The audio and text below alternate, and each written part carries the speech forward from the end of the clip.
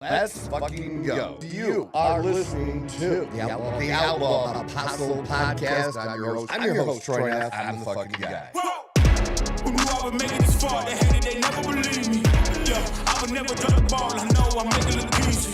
Yeah, Mayweather with the defense. I don't care what a critic gotta say. I got him picking up the pieces. That'll mean you really playing with your life. I'm about to come and run it all back. I'm the new era, about to snap back. You ain't fitted for it cause you all cap like. Hold up, I shoot my shot, wait, hold up. I really like to run this go up. You know it's all net when it go up. Ain't got no other plans, you don't need to understand.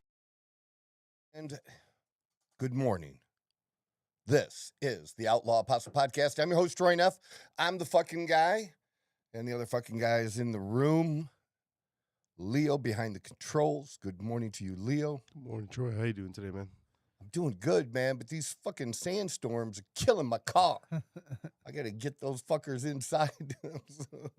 Move my motorcycle over, something. Was there one last night? It was 2 nights ago. Oh, yeah. That was really bad. We got a little bit of rain last night, it looked like. Okay, yeah. But, yeah. But even that was, my car was, like, completely cleaned yesterday, and it looks like shit this morning. So. All for naught. Yeah, it keeps someone else busy, so Yeah. that'll be okay. Yeah, It for provides work Yeah. for somebody. But still, crazy. I've seen some trees that have been tore down in a few places, like young, strong trees, young that you'd think like could bend way the fuck over and not break, but just split. The winds prevail. Yeah. It just, I thought we were done. I thought we were pretty close to being done with, but I didn't look it up or anything. I haven't either. I just know And it's we were talking about it. That was the deadline, man. Oh yeah, yesterday. Yeah, it was. Yeah, there was a For baseball. 2 days ago. 2 days ago, yeah. Yeah, there was a lot of crazy trades that happened. A lot of crazy trades. Yeah. But baseball's pretty much over.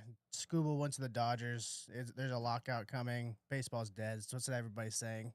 Baseball's dead. Dude, if they don't, that will be the dumbest thing that the players and owners could ever do next year is not get a deal done.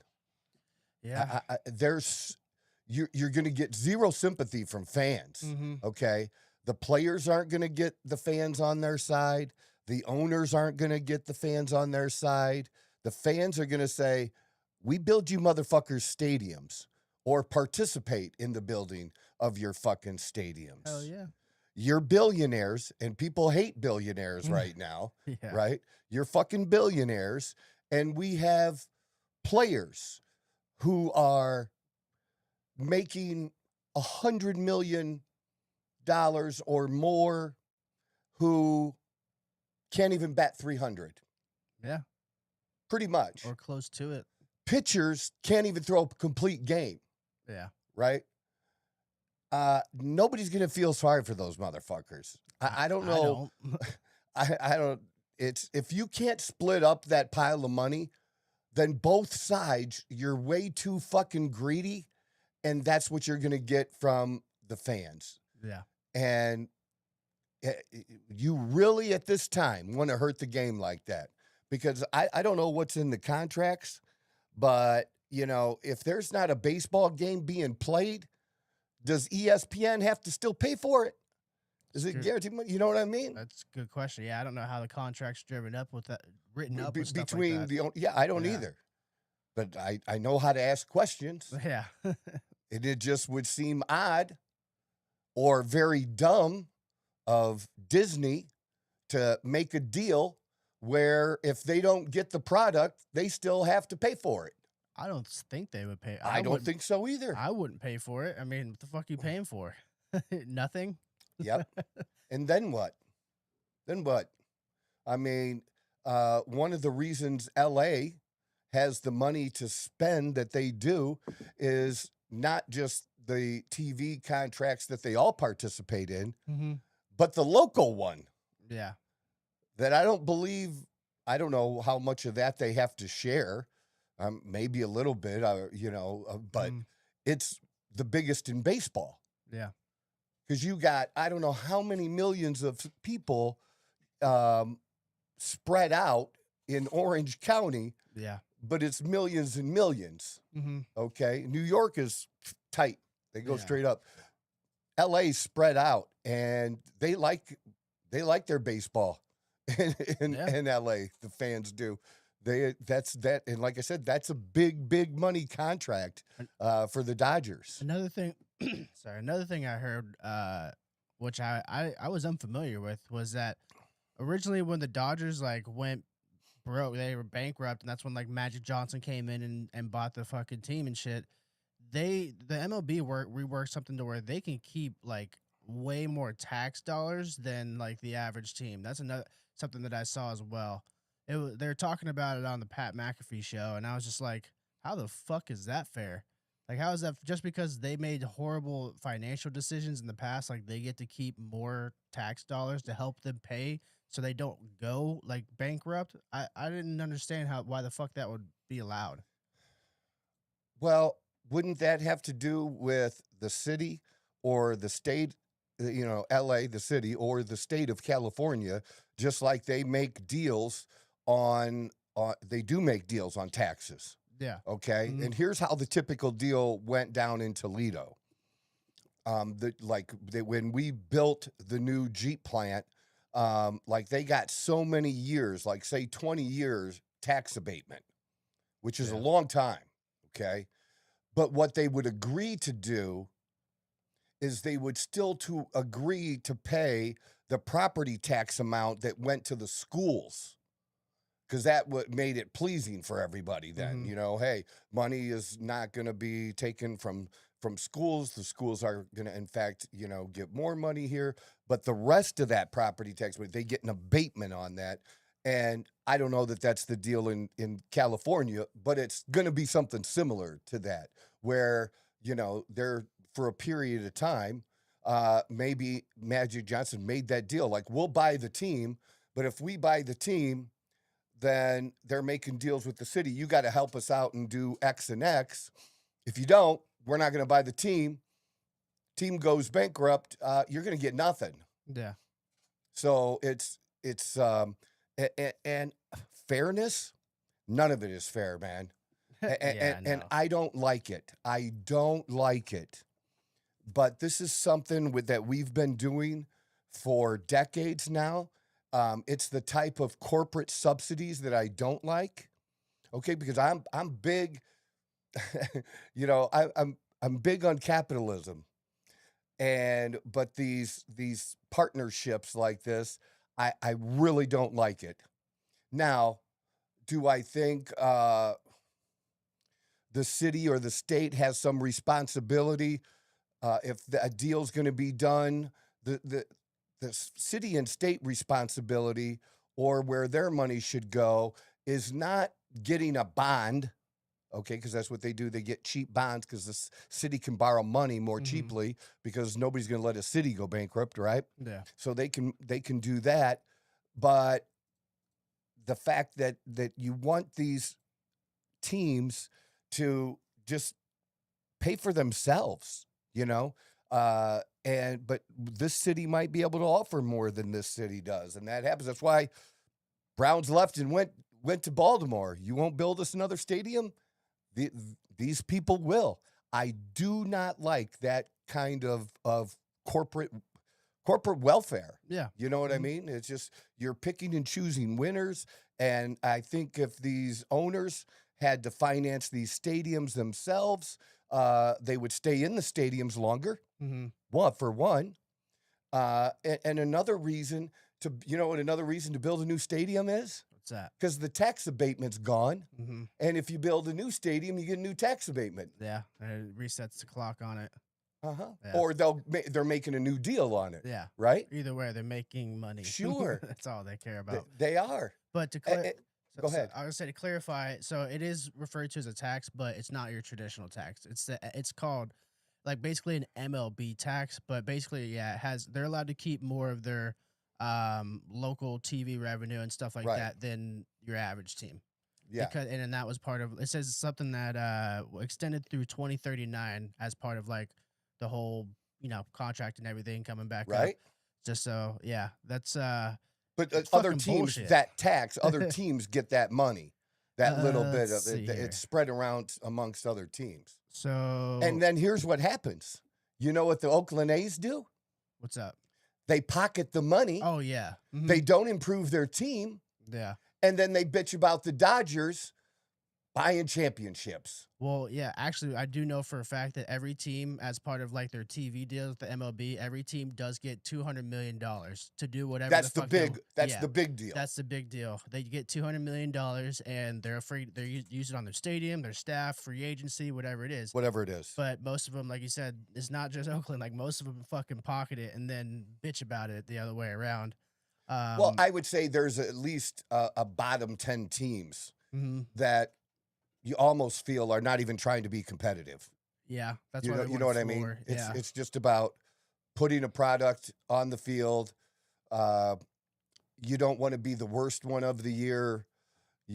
But yeah, it's just about taking in the money, and even those franchises at the bottom level, I bet, unless it's been purchased in the last 5 years. So any baseball team that was purchased longer than 5 years ago,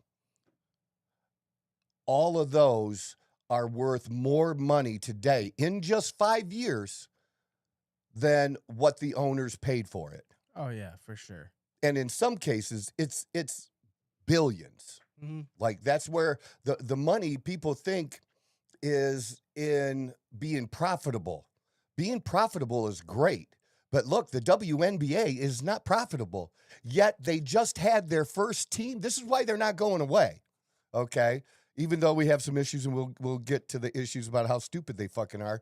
But I don't which team was it? Look it up. Which NBA team was just valued at $1 billion? All right, yeah, we're about to take a look here. That is kind of crazy. I didn't know any of them were valued at $1 billion. So, Dude, do you know how much Cleveland just paid? Dan Gilbert just paid to have the new Cleveland Sirens, which will be starting in 2 years. You know what he paid? The entry fee was what? $250 million. Just to have a Just to have a tape. startup new Yeah, team. have a seat at the table. But how quickly, because if you look at the recent teams that have entered the league, more than one of them has done very well within 2 years, Mm-hmm. Because of how they're set up, similar to what the NFL does. They're, they're allowed to pick from the other teams and get some players that aren't protected. You protect a few players, and then those other players, it's basically like a draft, right? So they can put together decent teams pretty quickly. Yeah, for sure. Yeah. It looks like it was the Golden State Valkyries that were the first $1 billion team, valuated Yeah, $1 and billion team. Let's see. When did they start? They're a newer team, no? Yeah, Say, I thought that's they my were point. pretty close to being a new team.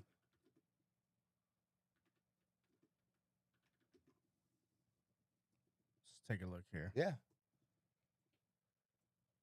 2025. So yeah, barely a year. And look at how much the expansion fee went up. They paid an expansion fee of $50 million, and 3 years later, they're getting 5 times that, $250 million. Yeah. I mean, That's where people don't understand and say, well, the WNBA, they're supported by the NBA, and they are and have been for a long time and aren't profitable. But there's a reason these guys invest that money in these teams. It's there. yeah. Think of it like a real estate investor. Okay, you want to make enough money in rents to cover the loans and expenses and what you have in the property. But at the end of the day, if you're only netting an extra $200-300 a month, that's not where the value is. No. The value is 10 years later that home that was $500,000 is now $700,000 or whatever. It's in the capital gains. It's in that increase. That's where the fucking money is. Yeah. And these owners, look, again, nobody's going to feel sorry for anybody. They shouldn't. And not in baseball, certainly. And, baseball has experienced, I think, a little bit of a resurgence. I mean, I think there was a little bit of a dip again after the so-called steroid era, which brought, a shit ton of popularity back to baseball. I think that you have a number of individuals, a number of younger people too. Like you have Paul Skeens, you have Mizorowski, you have Ohtani. I mean, you just got a bunch of individual people over teams that are just popular and making people take notice. Like I said, I started getting more interested. I mean, I grew up, I've always been interested in baseball. Like I just say it's not my top sport. NFL is.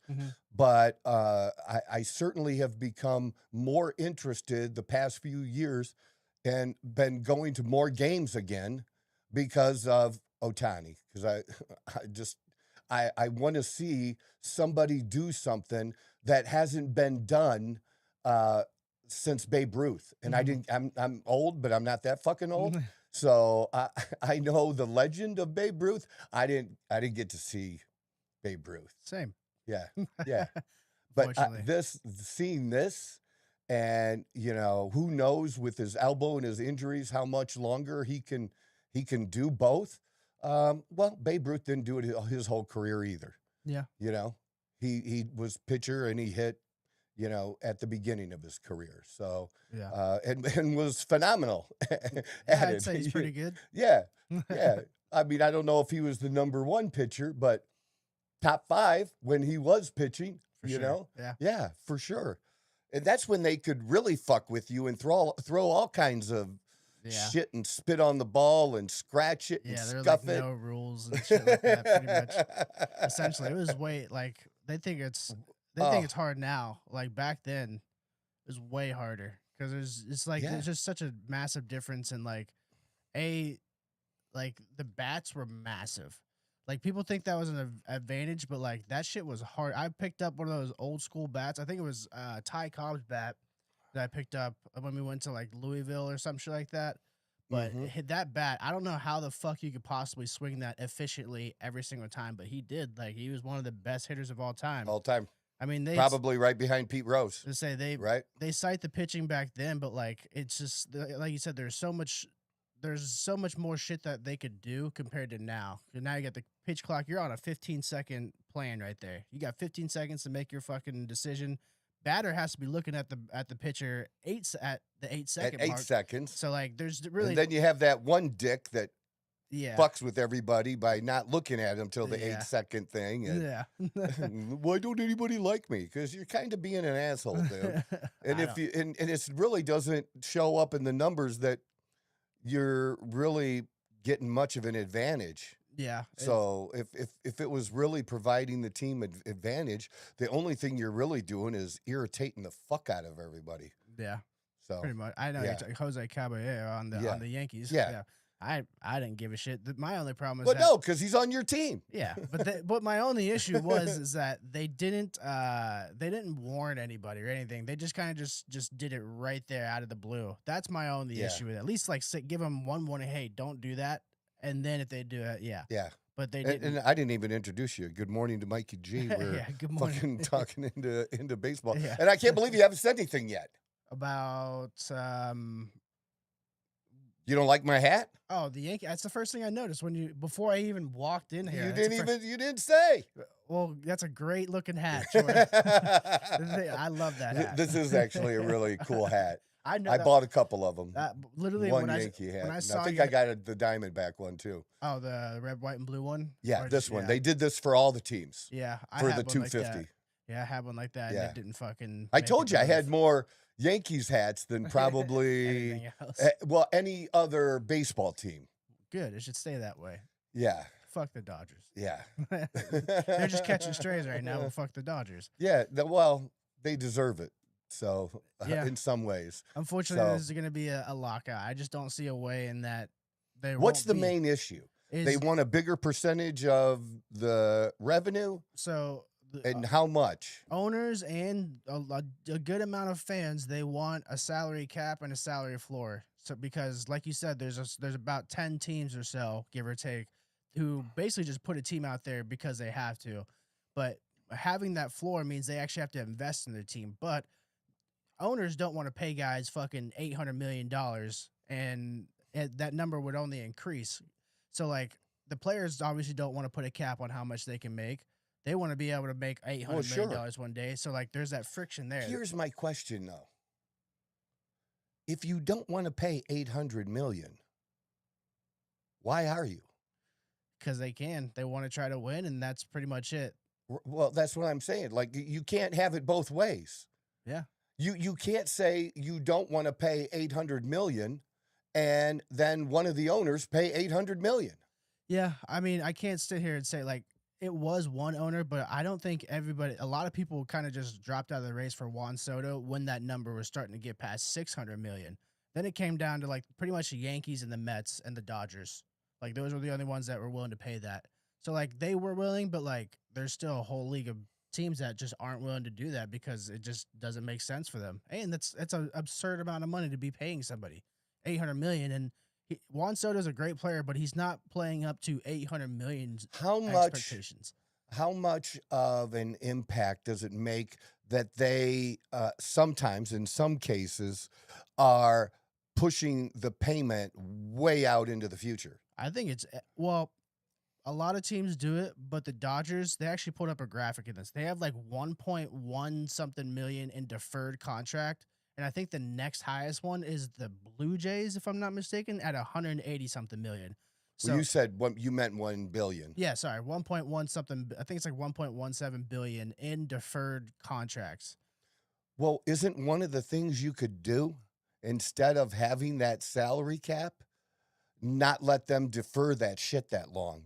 Yeah. So that they have to pay it sooner, and then maybe, they can't. Then maybe the salary comes down 50 million because of that or something. You see what I'm saying? Yeah. Well, that is 100%. You could be like, hey, this just isn't allowed. You're not allowed to kick the can down this far down the road anymore. And that's actually what got the Dodgers in trouble in the first place. Well, some of the players should be a little bit smarter too. That a contract is only good as the person who's making the contract's ability to fulfill what's in the contract.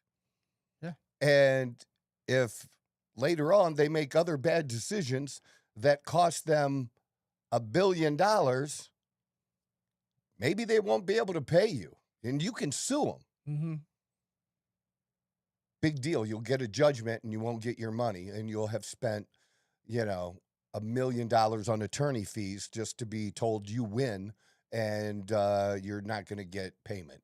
Yeah, I mean, that was like the whole thing that got the Dodgers in trouble in the first place. The why Magic Johnson had to come in and take over. Like, they were bankrupt for that same exact reason. So I don't know how you're gonna do the same exact shit and avoid that. Maybe he just has way more. Well, he does have way more money than the previous owners. So maybe I'm just thinking they're banking on that, is that he can just buy his way out of it if it does come around. Mm-hmm. But yeah, And what league? What about basketball? like in terms of They have a limit, don't they? like a salary cap. Yeah. Yeah, mm-hmm. Yeah. And not only that, they have these different levels based on how your experience, what level of a veteran you are, and what maxes and minimums can be paid for that too. Yeah, there's super maxes, which is like that's the max you can get no matter who you are. Right, but how many people are you allowed to put on a super max contract? Two? I think I probably I don't know, to be honest. But I with you. think that's limited. It's got to be limited, but also because you got to be within the confines of the salary cap. I think it's like 200 something million. But that's what I think those different levels do. Only allowing people to get that to kind of make things potentially more even. I'm gonna see how many NBA teams, because I actually don't know how many NBA teams or how many players you could sign to a supermax within one team. Yeah, it's a good question. But they do, That's but what with I'm the, good at. but with the NBA, it's like they have like there's so much fucking room because you have like your first apron and then your second apron, which basically means like it's basically a luxury tax, and then it's just. But what I've heard is there's this third apron that owners want to avoid. Yeah, because then it's you're fucked. real. There's some serious penalties in that third apron. Yeah. Oh, yeah. The Cavs are in the second apron right now, and I don't know how the fuck they're even in contention to trade for a lot of the people that they were connected to. But, yeah, it's as many Supermax. You can sign as many Supermax players as you're able to within that salary cap. So. And what is the cap? It's like 200 and some change, 200 million and some change, like 200 million, 100,000, something like that.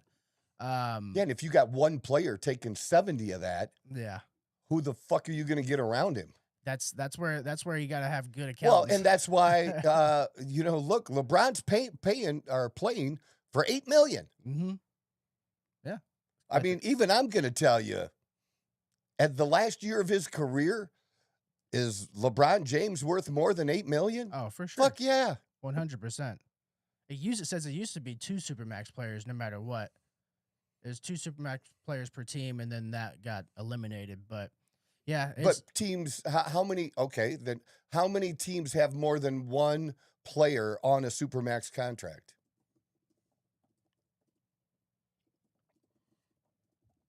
See, we're looking up all this shit so you guys don't have to.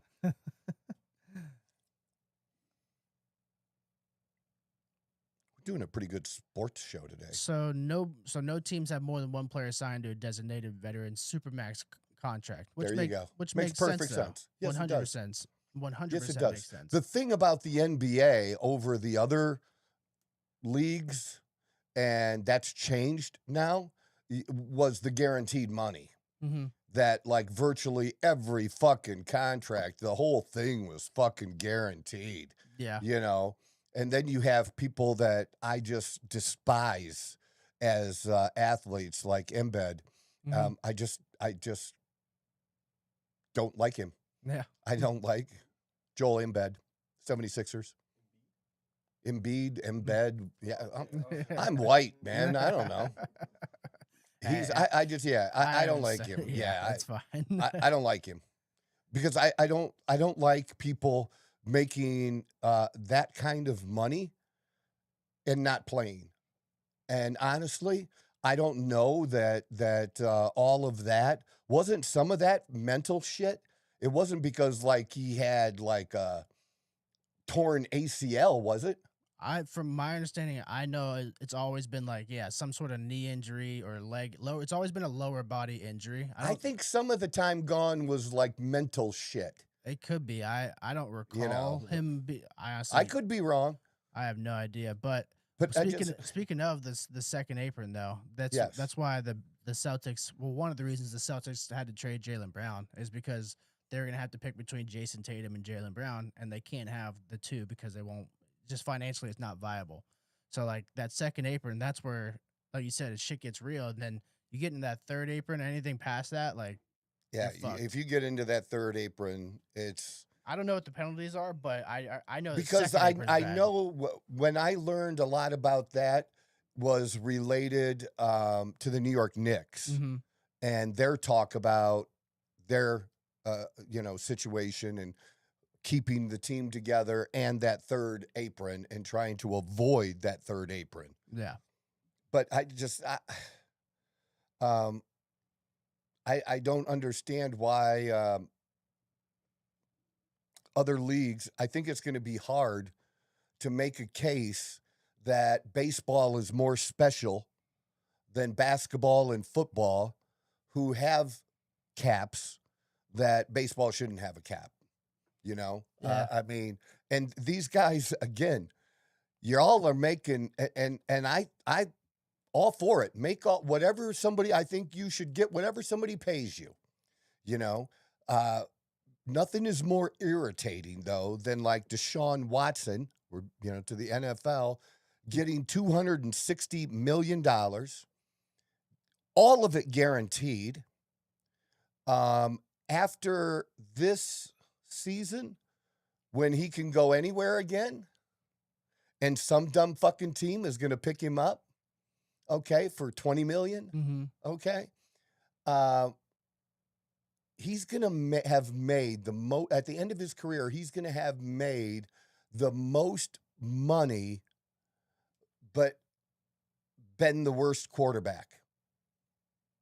So the worst quarterback to ever make that kind of money. That's what his reputation will be. It was a record contract because no one else had never received that much guaranteed money. Like That's right. A fully guaranteed contract. Which, Well, and even worse than the money, what really fucked the league and the owners and have sent salaries skyrocketing, in the last 4 or 5 years in the NFL is that deal and is that guaranteed money.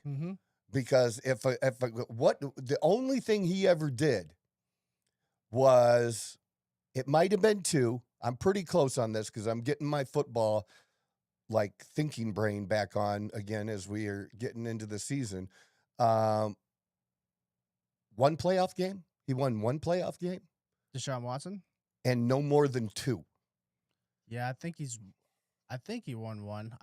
He did win at least 1. Yeah, it was like back. But dude, if you're only in 5 years, or whatever, if your only accomplishment is winning 1 fucking playoff game, and you get the biggest contract that somebody can throw at you.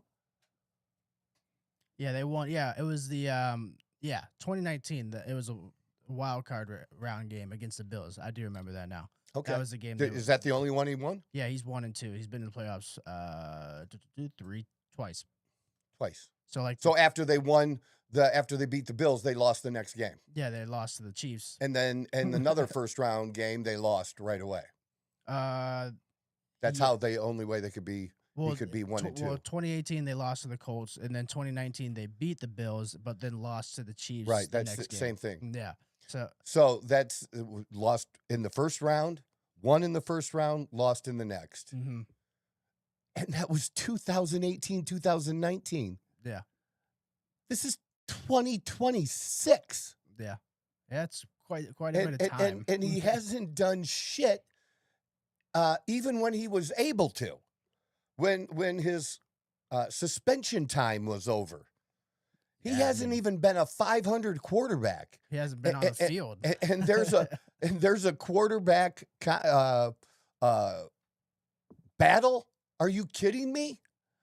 There's no way, and there's no circumstances other than if they let Watson play and the fucking stars align like they've never aligned before, and that God has his funny hat on, and he says, I'm going to really mess with people this year.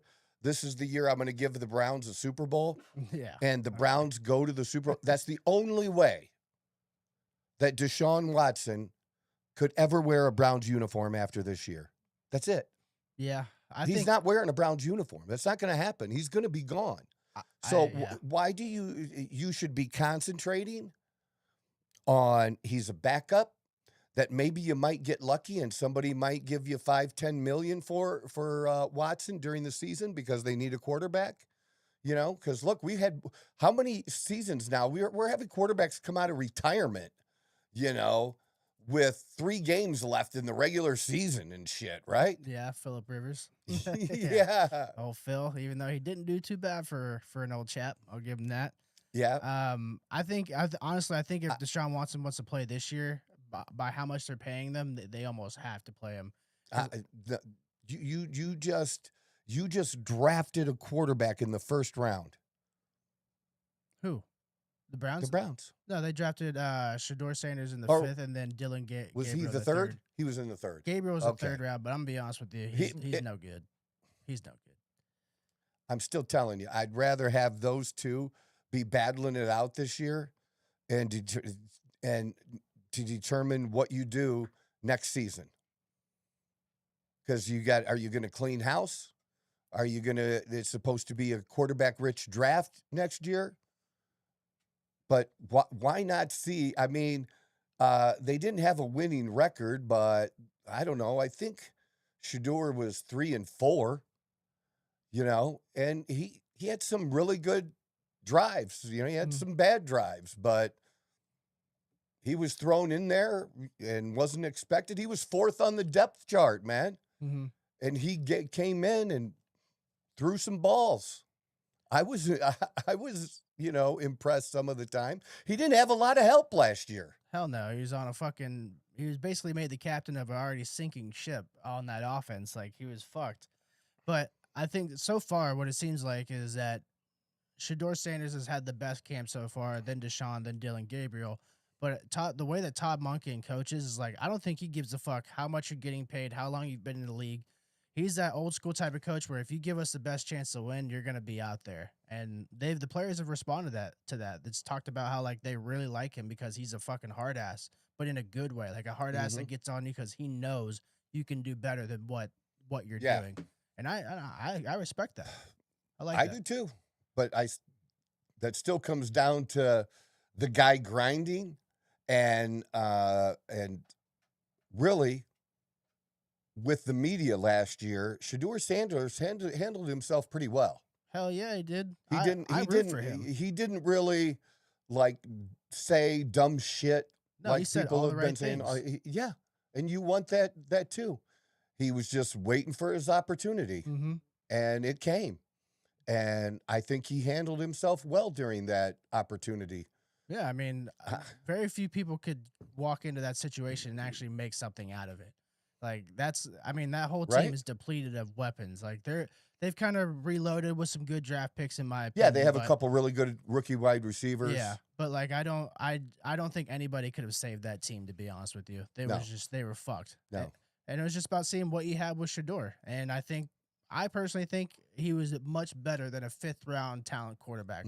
At worst, 2nd round in that draft. Because that draft was shallow in quarterbacks. Very shallow. He should have been the 2nd quarterback taken off the board, in my personal opinion.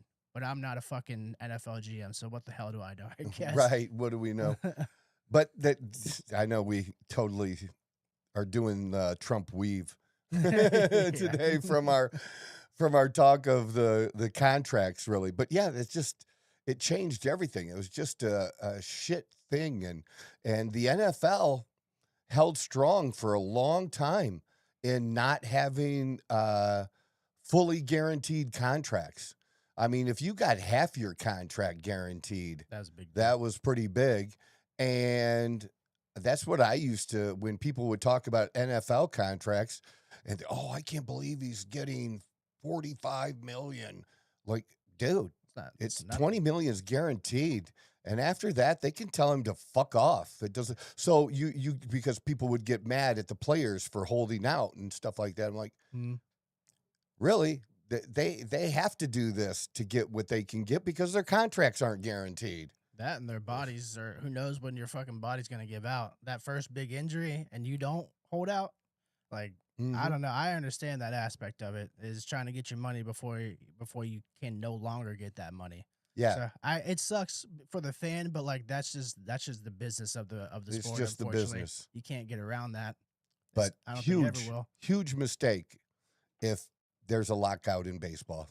That'll be a huge mistake. I think so as well, especially with the momentum they have regained with a lot of these rule changes. Like some of these games, I'm like, holy fuck, we're in the 7th inning already. Like the watch time has gone up. Like the revenue is increasing even more. So like. This is a very poor time for the MLB to be going through this. You know what surprised me about the clock?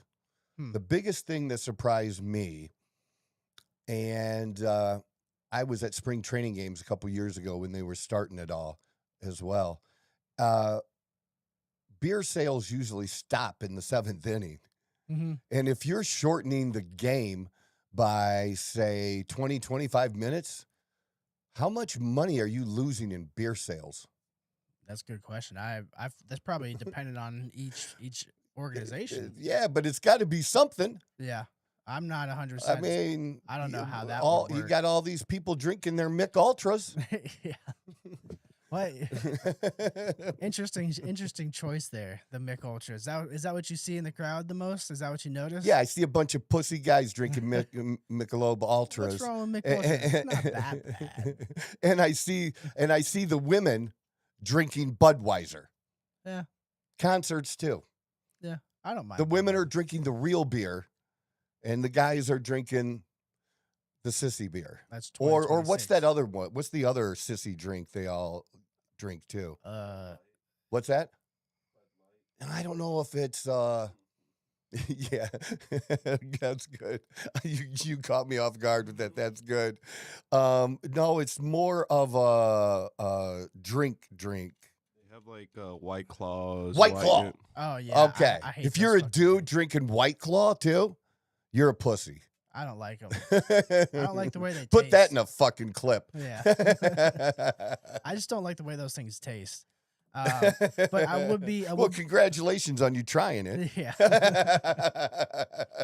I would be a little bit remiss if I do have to. I'm gonna have to correct us, unfortunately, on the NBA third apron. While it's not like an official third apron, if you go past the second apron, that's when you lose any like mid-level exception options. You can't use cash in trades, cannot aggregate player salaries in trades, and face future draft pick freezing or moving restrictions. So Yeah. it's not an official third apron, but when you pretty much exceed that second apron line, that's what. Well, that's the happens there. next thing. That's the next group of thing that hurts. Why? That's what I've heard owners call it, the third apron. So we're just gonna call it third apron.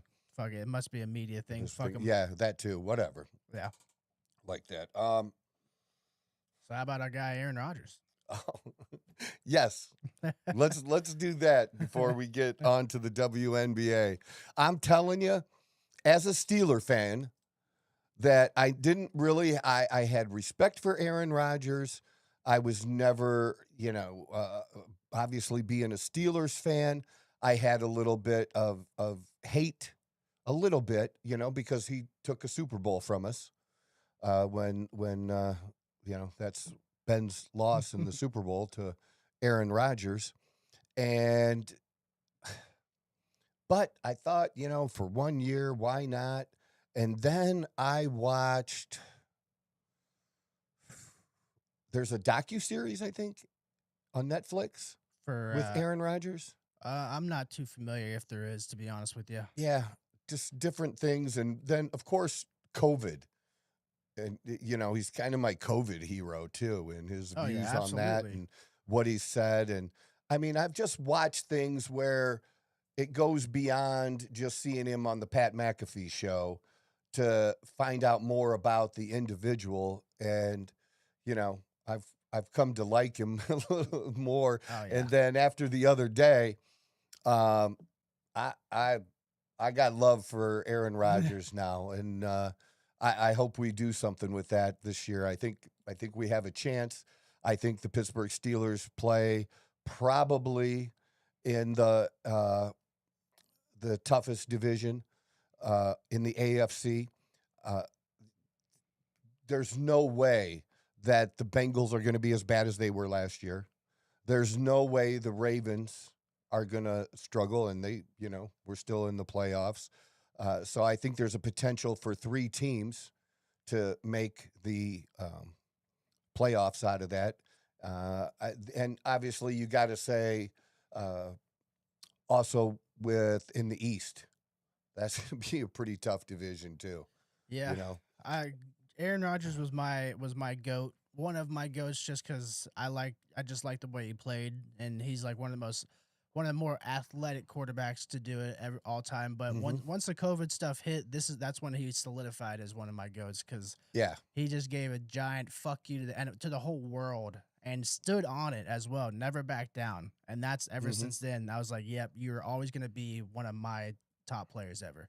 Yeah, and if you go back to my stuff, even though it wasn't on doing a podcast at the time, my social media. If you look at my social media during 2020 and 2021, look at my social media in the middle of 2020, in the fall of 2020, what I was saying, in that first full year of COVID.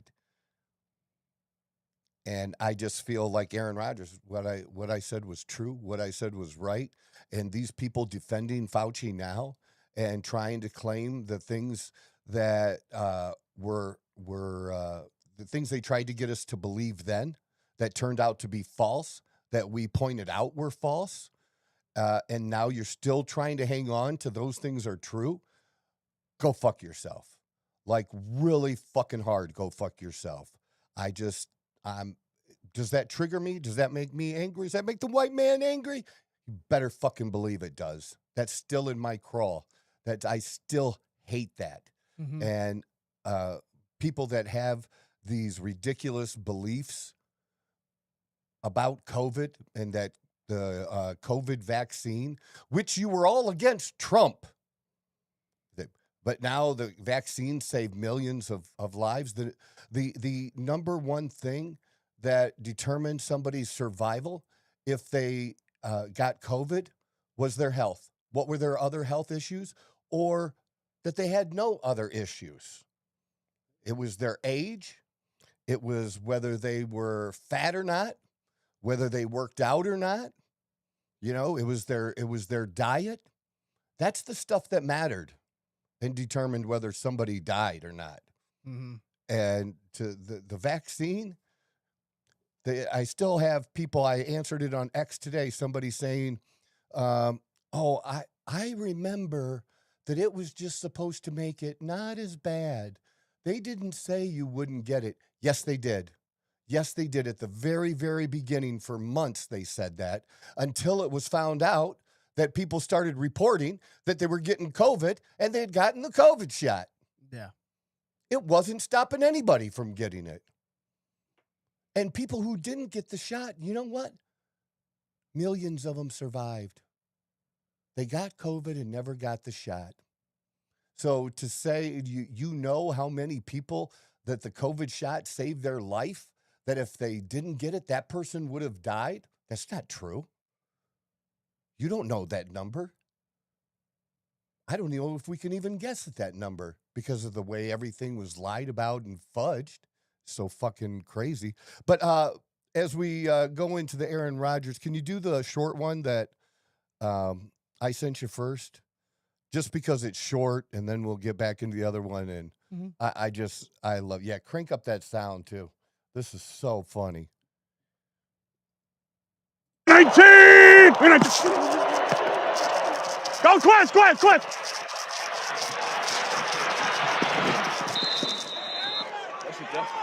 Oh, you don't want me to help you pick you up? Why? Because you slower than a 42-year-old? Is that why? You're slower than a 42-year-old? 319! That was great. He's a good shit talker. Dude, I love shit talk. Yeah, he's Woody especially when you back it up, man. That's so funny. He was going to help him up even. And he's like, all right, you don't want to take my help? All right, now you're going to get a real piece of my mind here. But this right here is like a whole, it's a victory lap for Aaron Rodgers, but pretty much everybody that supported him and what he was saying and agreed with what the fuck was going on and what he saw. So like, this is to me, this is a great segment. I fucking loved every second of this. Can you tell us about the mindset of coming into your last season? I'm going to plead the fifth. Okay. Like that absolute coward, Tony Fauci. Absolute coward. Yeah. Hey, it's back, baby. Are you kidding me? Yeah, 111 You times. got a pardon and you're in front and you pleaded over 100 times at the White House. What are you scared of, Tony? Yeah. I thought you were the science. Yeah. I thought you were I am science, and you get up there and you can't answer a question. Yeah. What are we doing? And how much time did the network spend at that? How much time did they spend on my responses every week, on my vaccination status, on Taylor and Travis's wedding? Did they do even a minute on Tony Fauci? No, I don't think I've heard anything. I bet they didn't. But on that note, And there was another scandal this offseason, too, involving a voter for MVP, for Coach of the Year. How much time did your network spend? Where's your Kim? Did your network spend on our that? network? Go back to the coward Tony Fauci and the science. Hold on now. Who's spending the entire time writing in his diary about how fun it is to be famous. You got to be kidding me. Seriously, what are they going to say about me now? Now you can't talk about the COVID stuff because obviously it was made, in a lab in China. That's like not even questionable anymore. Tony Fauci is an absolute criminal. I'm on good terms with my family. I'm on good terms with my family. What are you going to say now? It's been a great life and a great career. And it's nice to be sitting on this side now, especially after that coward played the fifth over 100 times. Okay. I thought you had a part in there, Tony. Why couldn't you answer one question the entire time? I got to give flowers to Stephen A. Smith, my old friend Stephen A., because he was man enough to actually admit and apologize to Kyrie Irving. Yes, so I got to give shout out to my guy, Stephen A. You are not a coward. Other than that, there's been a lot of silence, I feel like, like 19 seconds about one subject. Oh, don't talk about that. We can talk about Rex Ryan's foot fetish, but please don't talk about, anything else right now. Don't talk about, any scandals involved. Don't talk about, pop culture. Talk about Taylor and Travis's wedding. Yeah, what do the insiders know about that? But don't talk about, shit that actually has to do with our business or righting wrongs. Can we remind people a little bit why you're doing all this? There was a 500-page report that Aaron looked into with many doctors about his body and said vaccination. Now, that became a talking point of COVID, I believe, around the entire globe. And the only reason why I know that is because I was called a murderer because I was platforming Aaron Rodgers, who was making the decision that was best for himself. So as soon as I see all this start happening with Fauci, I knew that, boy, you were certainly having a time because your name was slandered. You were called a murderer. You were called a lot of things. And I was endangering my teammates and this and that. Now look what happened. We talked about they suppressed early treatments. They lied about where it came from. Tony Fauci's writing in his journal about, I don't want to, create any vaccine hesitancy if I tell them what the actual stats are. How many papers have been written? How many McCulloughs and Malones and all the great doctors out there who actually did treatment on the front end and repurposed drugs that are the safest profiles in the world. But no, Tony Fauci pushing his medicine just like he did back in the 80s. You have an auto pen pardon. You can't answer one question. Hey, now real quick. Not even your name. Can we do something for you real quick? Yeah. Hey, way to stand on your truth throughout the entirety of that thing. Oh, I feel great about it. Congratulations. Yeah, you should. I feel great about it. Congratulations. I told you I'd be on the right side of history. That's why I love that guy. You know what? There was another really good part of that interview. Which part? Which part you think I'm thinking? It's about Vrabel and Rossini? Yep. That's what he was talking about. The I know. He talked more about it, though. Yeah.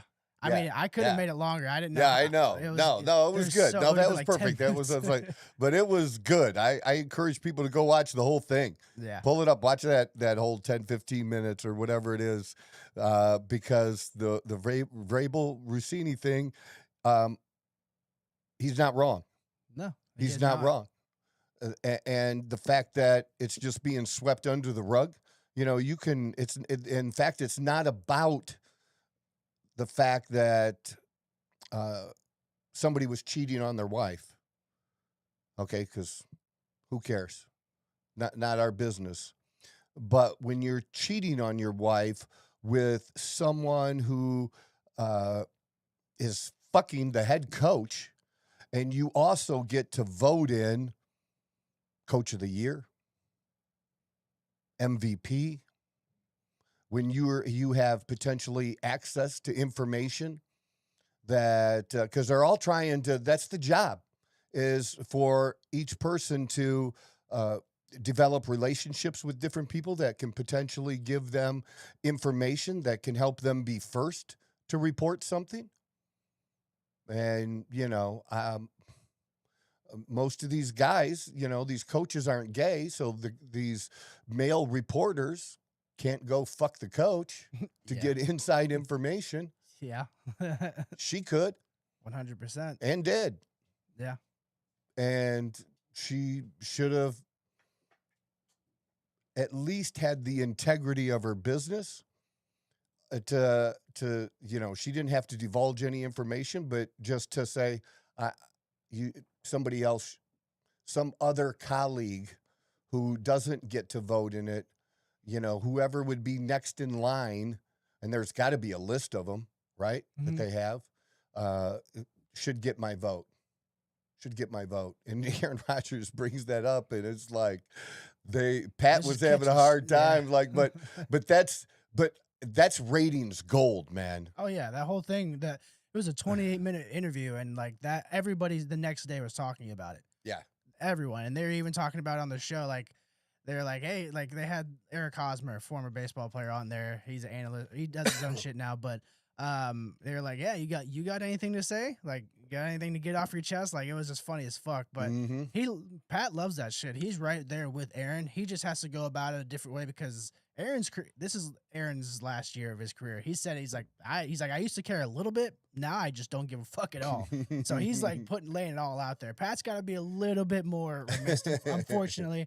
But he platformed Aaron. He helped Aaron through that whole thing. Like, Pat's one of the boys. Like, he does not fuck with any of that shit that they're trying to push, like ESPN and all of them. And he agrees with everything. Otherwise, if not, he wouldn't have done it. He would have been like, get the fuck out of here. You're gonna ruin my career. But you can't. But no, it was the exact opposite. Aaron's face, man. The smile on his face, like you could just see, like it was like almost like a giant weight lifted off his shoulder, like a big fuck you to everybody. Like, I was right, you were wrong, fuck you. Like, that's how it felt. I feel that way. Yeah. Like, I don't want to hear, but like, I'll tear into you about that shit. Fuck that shit. That's not it. We know all of the answers now because someone was dumb enough to write it on to confirm everything we thought and already had proof of. But now, we could check off the 100% box. Check it off. Yep, 100%, 100%, 100%. It's all true. Because the dates, the timeline of Fauci writing in a computer journal of all places. And really, the left talks about Trump being a narcissist. Most people don't understand what the word means. What I believe Trump is I believe Trump is an egomaniac. Okay? Here's the thing. He thinks a lot of himself, but he also cares about other people. And I mean, seriously, he doesn't care about his enemies, but other than that, he truly cares about people. And a narcissist does not care about anybody else but themselves. And you can't tell me from what we've known that's been released of that diary that isn't the actual definition of narcissism, because he only cared about himself and the fame that he was getting. And if certain facts got in the way of a narrative, he tried to suppress them. And if he cared about people, if he cared about us, he wouldn't have suppressed the truth and the real information that he knew. He knew it. He didn't care. And we're talking people dying, and he didn't care. Trump hasn't killed anybody. This is the true definition of narcissism, and you fucking libtards attack Trump. He's an egomaniac. He's not a narcissist. Learn definitions, okay? Because y'all have real big trouble with definitions because you think like these. You're trying to change definitions. That's why we have the fight that we have. That's why we're talking about trans people when there's no reason to. We shouldn't even have a reason to. Common sense should rule, and that is something that should all take care of itself so easily that it's not an issue for any side to talk about because the answers are so fucking simple. But you want to change definitions and change what people are being told or growing up with. And there's a good number of us, at least 80 million, that are like, fuck you. We're not going along. We're not going along with all this bullshit. I just heard El Said talk about his victory in the primary this morning. He said a lot of right things in his little victory speech. But you know what? I don't want to see somebody become a U.S. senator that, he said all the right things today that a lot of networks will carry, but they're not carrying the other things that he has said it was video just came out right before the election, like a day or two before the election, when he ran before, I think for governor, where he said we shouldn't discriminate against licenses for undocumented people, driver's licenses for undocumented people. He called it discrimination, that we didn't want people who came into the country illegally to have a license. We're discriminating against them. What kind of bad people are we? Are you fucking kidding me? And the chick that he beat barely by 1%, she was a nut job too. It's going to be hard because instead of because they're changing the names, instead of saying universal healthcare, healthcare for everyone. Now we're just saying, well, we got this program, we got Medicare for all. Medicare for all. And with all the waste we see, I see why people buy into that. I do. Mm-hmm. I don't think it's the answer. I think there are better ways to provide health care, but I don't hear an argument for it. And maybe if you're a Republican, you might just want to throw in the towel and say, you know what? I changed my mind. I'm for Medicare for all too. But there's too many other topics. There's too many other issues and things that we have going on. The Democrat Socialists of America are what they say they are. And they've not only have it on their website, but their leadership has come out and said it publicly. You know, what they are, what they're for, against. You know, they want to abolish prisons. That real thing. I mean, they don't want to just open the doors on day one, but they want to start a process to where we don't have prisons. Man, there's some evil people in this world. Like some seriously evil people. I don't know what you expect. You know what I mean? From that. But real quick, we did have a comment from Bob.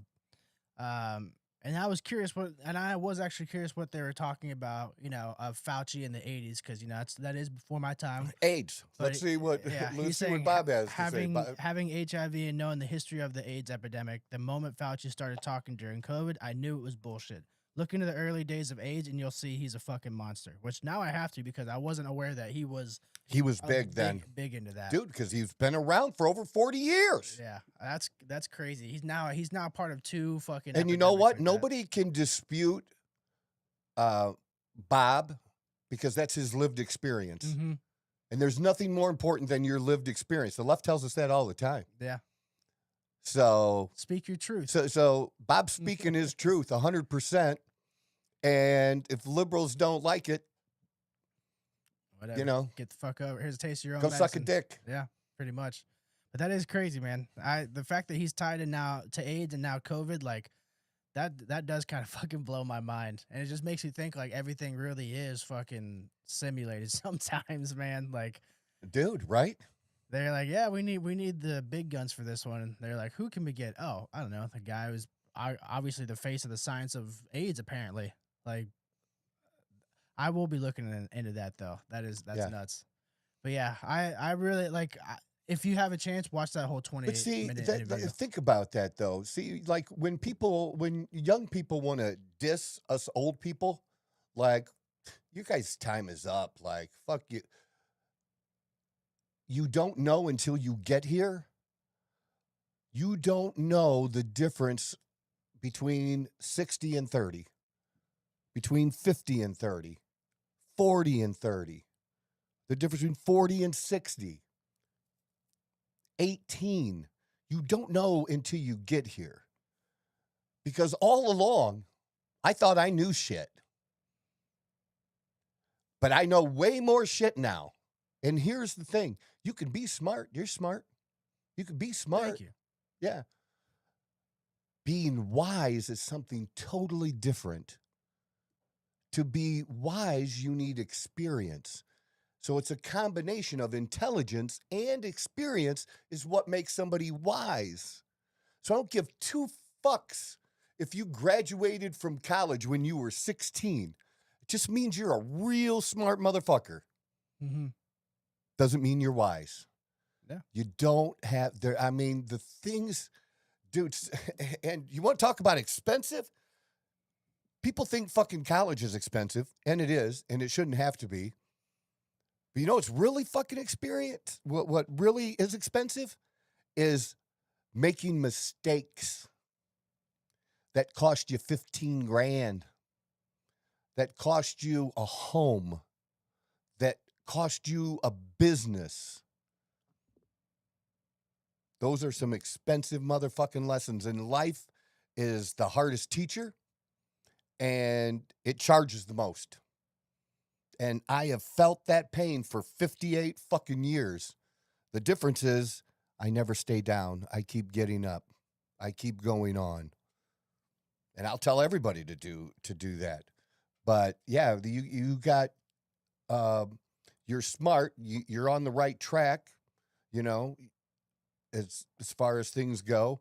But there's certain things you can only know so much.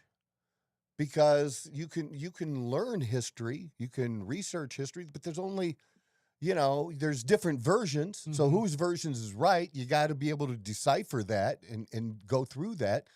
But there's things like that are like, wow, you just learned that Fauci was not a little involved, but, you know, on the government science side was the number one dude when it came to HIV and AIDS. Yeah. That you didn't know that now that you like, oh God, that's you immediately, because you're smart, know that that's some pretty good information you might want to add to your arsenal. Hell yeah. Right? It is. Exactly. Because it's not a coincidence, in my opinion. Yeah. I don't think it is either. But you're gonna why do I feel the way I do and have some of the stances and and young people, it's like, look, you got to have for between 45 and 65 or 45 and 70, man, that's where all the shit happens. And you know, yes, you have your super wonderkind people that drop out of college and create a business, and they're worth $500,000 or not $500,000, $500 million by the time they're 27 years old. It happens. But when you want to look at when most people actually buy a home, when most people, you know, have some type of financial security, okay, they don't have that in their 20s. Very few do. That's something 40 plus, man. Mm-hmm. They had to work for it to get there. And there needs to be some kind of respect for people in that age group. I know some shit. All right. Just like I'm a jacked fucking 58-year-old.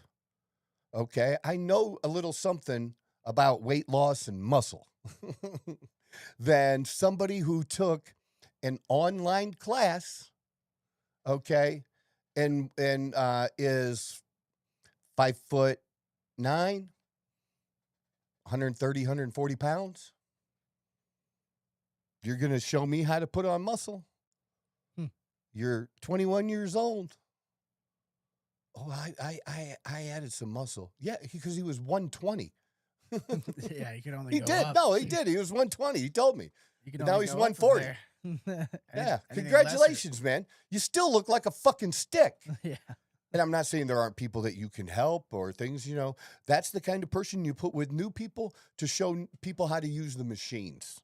You know, you should know that kind of stuff.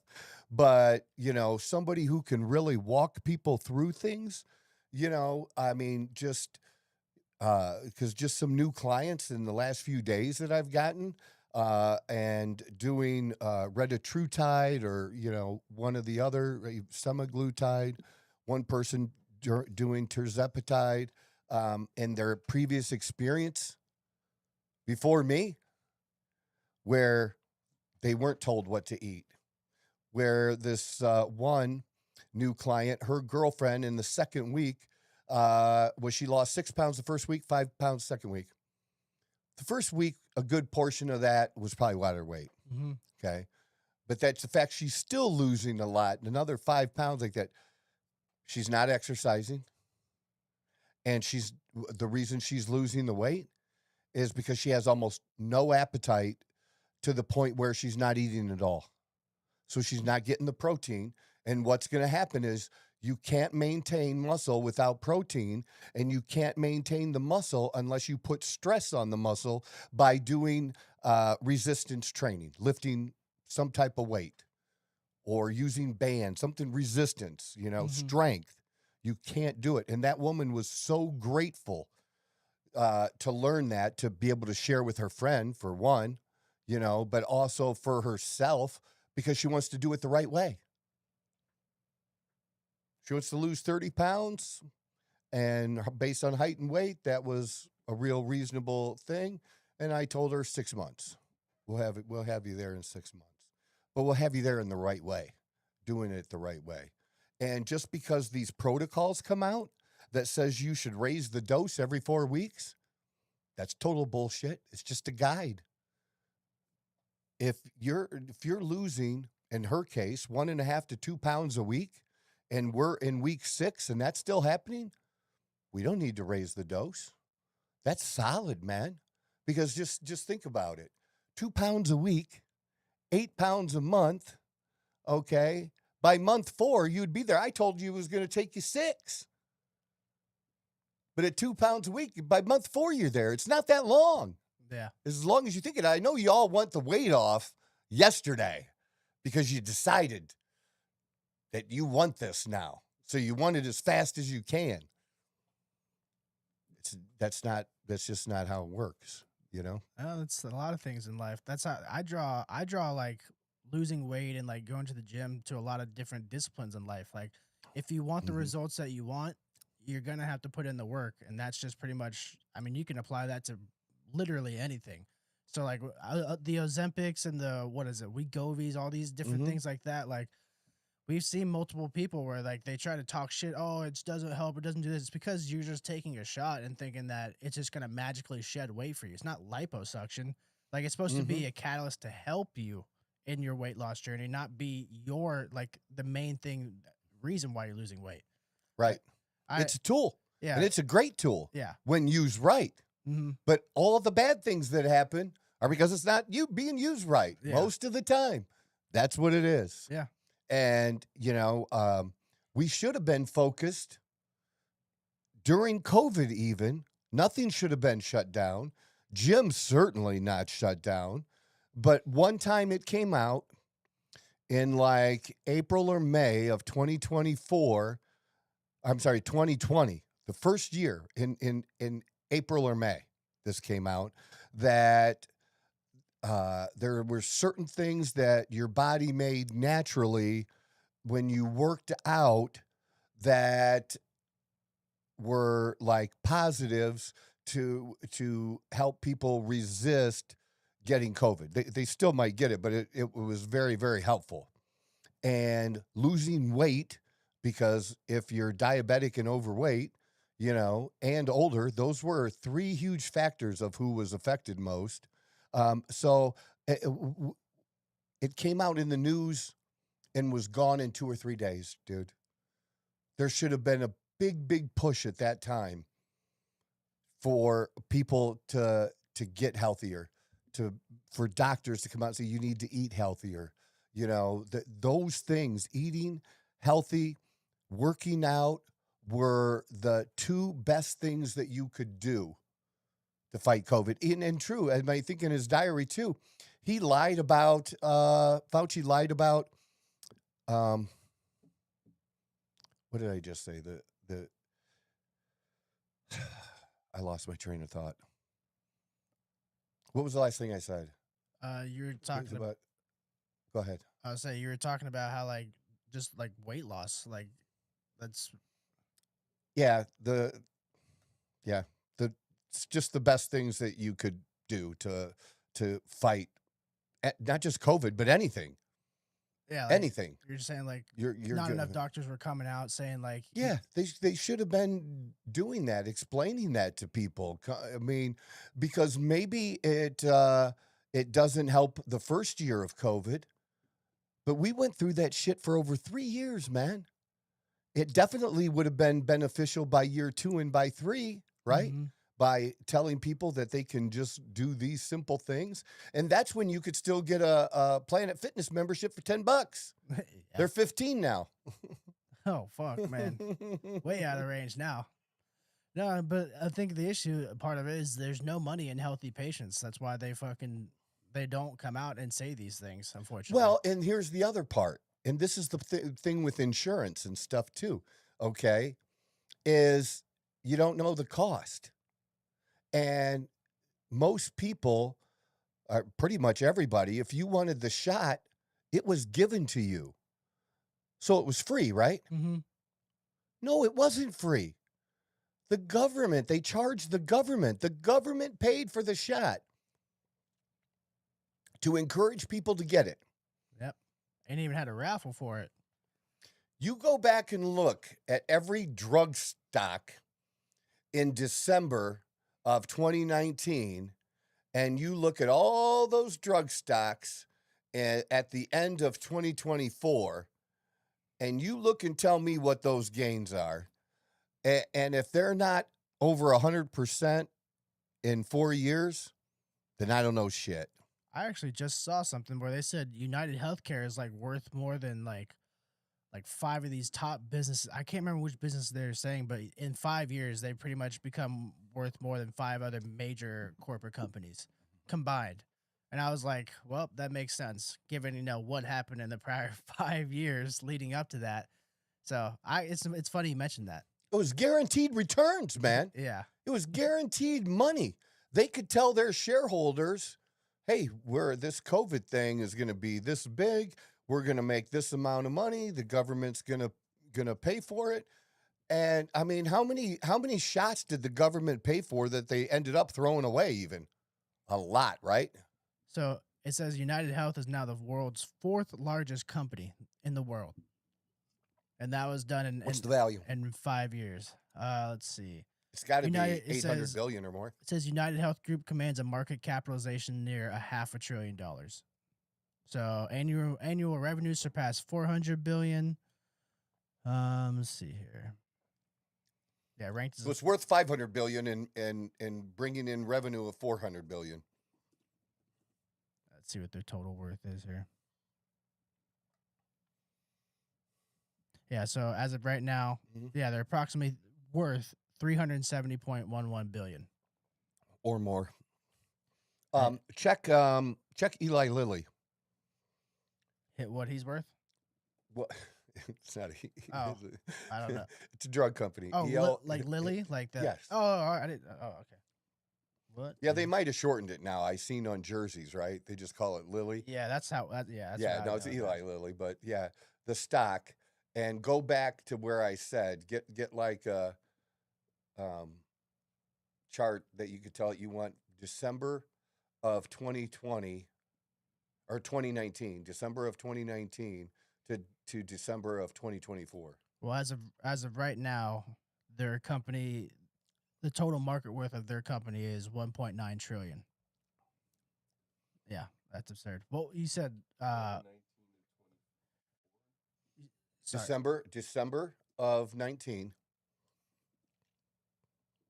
Yeah, you can just chat. How did the stock do from December of 2019 to December of 2024?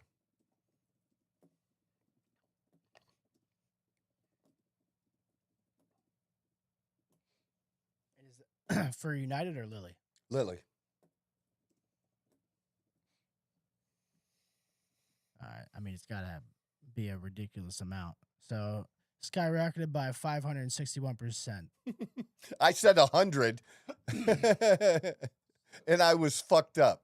So it's just like throwing out like random situations here. It says basically a $10,000 investment in Lilly stock at the start of December 2019 grew to $66,000 by the end of 2024, excluding dividends. So in 4 years. Yeah. So they started in 2019. They started at $116.74 per share. In December 2024, the ending price was $772 per share. So yeah, 561.3% capital appreciation over the 5-year span. Dude, that doesn't happen, man. That just doesn't happen. Well, you know, if you can double a client's money in 5 to 7 years, you're kicking ass. Mm-hmm. I'm just talking double. Okay. You're talking 5.5 times. Yeah. 5.5 times. Dude, if you earned 12% a year, you're not even allowed to tell people they can earn 12% a year. Okay. But if you could earn 12% a year and, you know, on $1,000 and, you know, how long and you did that, got 12% for 40 years, dude, like, and with the market, or you had $1,000 in Eli Lilly for 5 years, right? It's not even close. You couldn't do it. It would take decades. Yeah. Decades to get that at 12% a year, and that's a good return. Well, I'm pretty sure during the COVID era, we experienced the largest wealth transfer in like the history of humanity. Like we did, because we printed money. And if you had assets, they went up in value. Homes, stocks. I mean, it's right there. Why? That's why the rich got richer, man. They didn't steal somebody's money. They had assets. Poor people don't have assets. And you know one thing that just started here recently that people could apply for the first time and get them? The Trump accounts for their kids. Oh, yeah. Yeah. I know about those. Yeah. Why did he want to do that? Because it gives an asset to a little kid. So hopefully they don't touch it for 30 years. And maybe they can use that money to buy a home when they're 30 and they'll get out of their parents' fucking house. Yeah. I have a friend of mine who mentioned that, and his brother was like pissed off because like their kid, they're gonna just miss the date. I guess there's like a certain date. I don't know. There's like a certain date you have to be born by, and they just missed the date or something like that. I haven't looked too much into it, but I do know that it's. I mean, I don't see why it's a bad idea. Some people are against it just because it's Trump, but like, how is that a bad thing? Like, I don't understand why people are so against it. Well, one of the other reasons to do that is we're not making any changes to Social Security because nobody wants to touch it. Nobody wants to tell the truth about it. So here is a way, again, to give young people an asset, because in 65 years, dude, we don't know where Social Security is already broke, okay? Where is it going to be in 2035, 2040, let alone 60 years from now, when, you know, these kids are going to be, you know, retiring, potentially adults. I mean, it's a way to get them invested at the young age. The earlier, the better.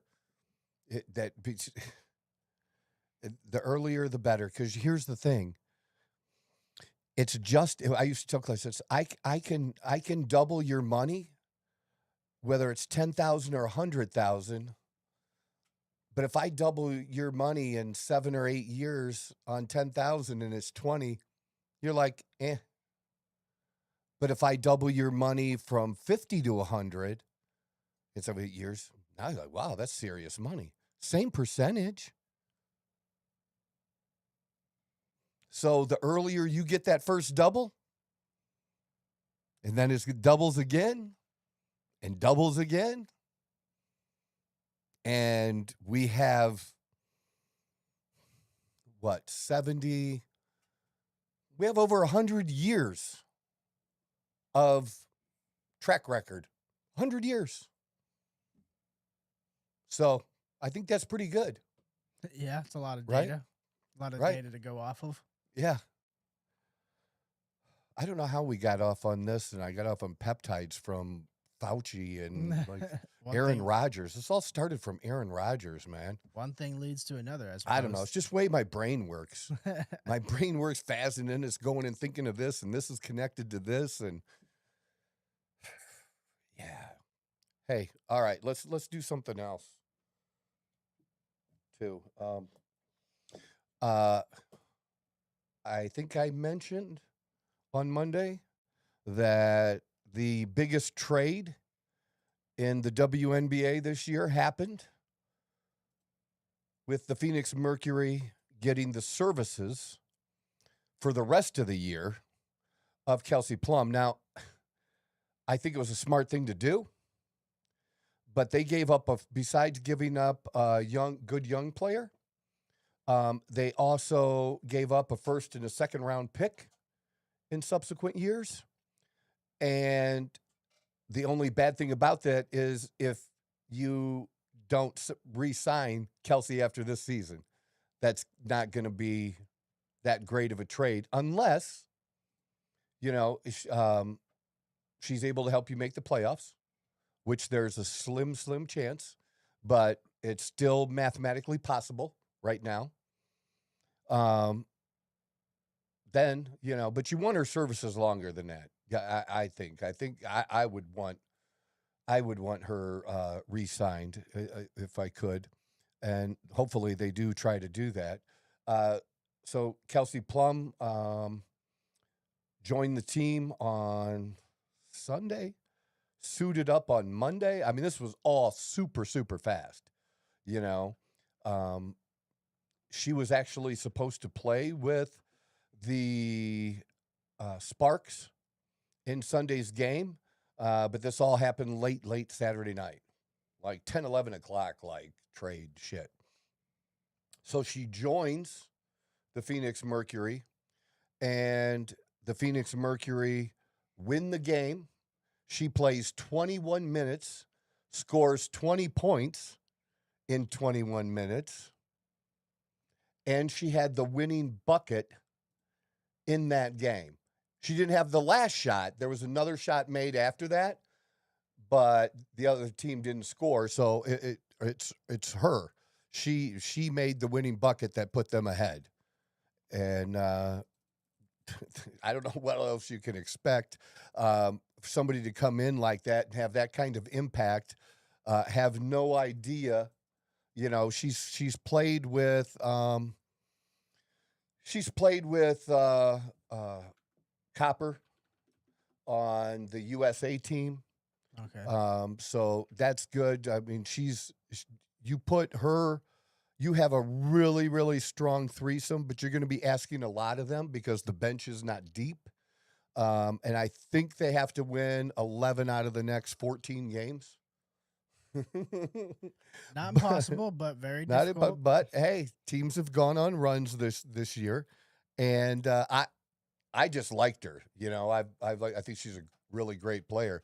She was actually the number 1 draft pick when she was drafted, and she played for Las Vegas. I think she has 2 WNBA championships with them.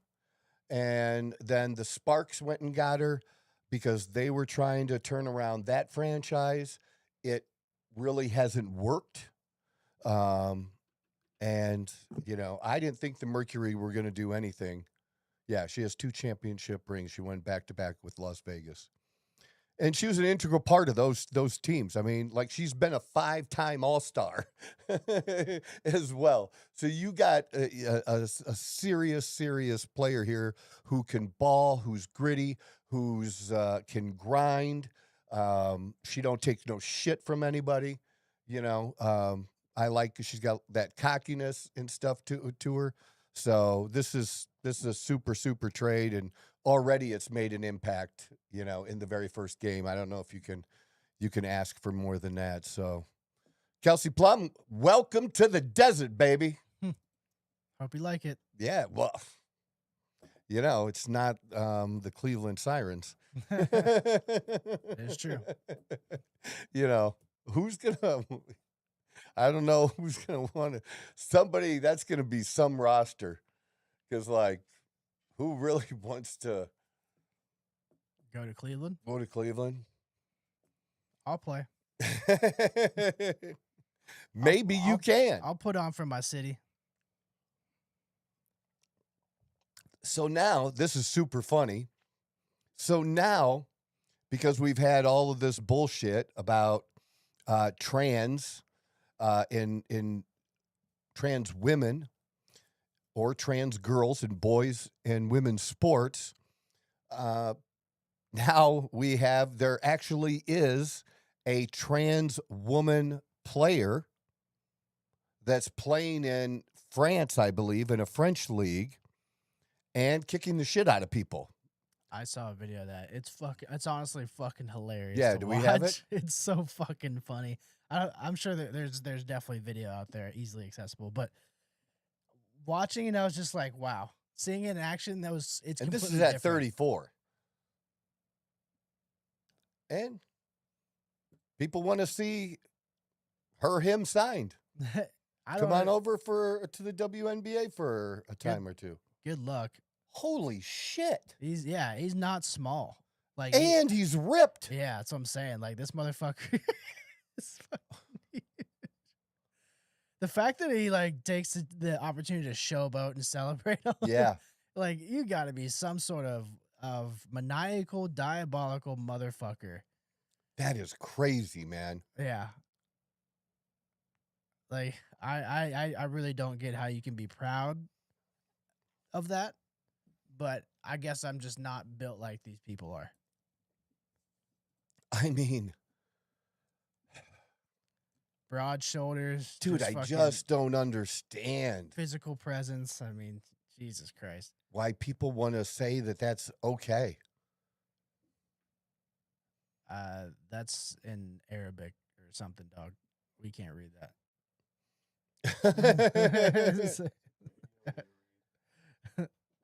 Yeah, like look, it just takes it from end to Yeah, end, look at there. floor to floor. Well, look at that girl. She didn't even want to get in the way. Hell no. She why didn't would even. you? She didn't. She had plenty of time to slide over. That's the video I saw right there, and I was just like, dude, there's no fucking way. This is real life.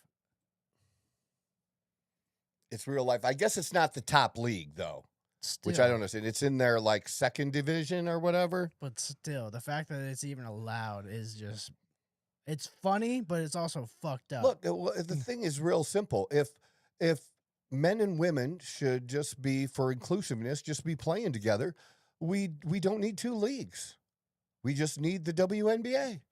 And maybe if we do have a second league, it's not the WNBA. It's just a bigger, like D League or whatever the fuck they call it. You know, G you have League. the G League. You have a I'll bigger. play off of that, and why don't they just make one big league, and then they'll do the relegation stuff, and then there you go. Yeah, there you go. Yeah, you do that and have women try out. Have women try out, right? Yeah, I mean, I don't understand. If that's what you want, if that's what you're encouraging, I mean, it does not make you a transphobe to oppose this shit. It doesn't. I'm not a transphobe. Why would I be scared of a fucking trans? well, that just watching the videos and the videos I've seen of that, it's just watching it. You're like, this looks unfair. Like this doesn't look like a fair sport. It just looks like somebody was like, how can we make a lot of money and how can we be in the headlines? Oh, Yeah. let's do this. Let's sign him. Who made the $10 million offer for the WNBA to play a high school team? That just happened too. To play like a high school boys team? Yeah. Huh. I didn't hear about that, but that's fucking hilarious. 10 mil to play them? Well, 10 million if they won. Clay Travis did? No shit. He's a Cleveland. He's got some money. Well, he's a Cleveland. He's always been in Cleveland sports, like an analyst, and broadcaster, stuff like that. And the best team in the league, the Aces. Yeah, versus gets a high school state championship team. The payout be $10 million if they win, and $10 million to the boys if they win. That's fucking hilarious. Well, the boys might not be able to take the money, but the school probably could. Fuck that. Right? That alone, I'd be like, well, never mind. I'm not doing it. That's hilarious. I didn't realize it was But Clay that's Travis. fair, don't you think? Though Yeah. that's pretty fair. I mean, yeah, I think they had that. There was a similar situation in which the Dallas MLS team, their 15U boys team, played against the women's soccer team. And Yeah, beat, I and know beat they them, do. They've done it in soccer, and they fucking but do it in they basketball. worked them. Just do it in basketball. That's fucking wild. Because the WNBA has right now a lot of coaches that are coming out, including in the last day or two, saying, hey, if a man identifies as a woman, he should be able to play in the WNBA. I think that is absolutely ludicrous. It's absurd. The WNBA commissioner has not spoken out in favor of Sophie Cunningham or even just in favor of basic rules. It's called the WNBA because it's the Women's Basketball Association there, right? If they are going to allow men to play, I think we should have an actual game, not NBA players against WNBA players, high school boys. Let me pick a team. I will put it on pay-per-view. We'll donate all the profits to Tunnel to Towers for wounded warriors, for the families out there that they're helping to take care of, first responders. You know Frank Siller. They do incredible work. We'll put it on pay-per-view. If the high school boys win, I will give them $10 million. If the WNBA team wins, I will give them $10 million. I think we would raise tens of millions of dollars for charity, and I'm putting my money where my mouth is. If the WNBA really doesn't believe that men are that much better than women at basketball, then the champion of the WNBA should be able to beat a bunch of high school boys. Will. So far, they haven't responded. They always talk about how they want more money. This is more money for one basketball game than has ever been paid to win in the history of the sport. I mean, he's not wrong. Go Clay Travis. Right? Cleveland sports radio legend. Well, him and what was it, Travis, and they took over for Rush Limbaugh. Oh, I have no idea, to be honest with you. Yeah. I just know him from Yeah, just being him in and sports. he had a partner. They took over for Rush Limbaugh. Yeah, I'm surprised I didn't hear about that, but it does make sense. Clay Travis has always been on that side. Like, he's never been one to kind of just go with the flow. Like, he goes against the grain if he doesn't agree with it. So that is pretty. That's fucking hilarious, honestly. Like, I would actually pay to see that because he said pay-per-view and all that, profits donated to the Tunnel to Towers. Tunnel for Towers. That's a great foundation. Like that really does what they say they do. Yeah. And the money really does go to veterans, first responders, families where, somebody was killed or they're injured, and all of a sudden they're a paraplegic and they need a house or they need work done on the house to make it accessible and things like that. It's just a phenomenal organization. And Rush Limbaugh used to, when it first started, he used to do that once a year, raise money for them and raised more money for them than anybody ever did. It was very substantial. Besides his own donations that he made to them, which were also very substantial. So it's a good thing. I mean, I don't know. You don't have to make it too expensive, but $25 pay-per-view, $25. Yeah. I'm watching it for $25. Hell yeah. Just because people are curious. Well, people love gimmicks too. Like that's kind of how it would be. Is like, or you know what might happen? Instead of putting on pay-per-view, maybe Netflix or not Netflix. Maybe the Eliason, dad and kid. Maybe they say, "Hey, we'll put this on Peacock. We'll put this on CBS. Give us the rights to show the game, and we'll make a $10 million donation to Tunnel for Towers."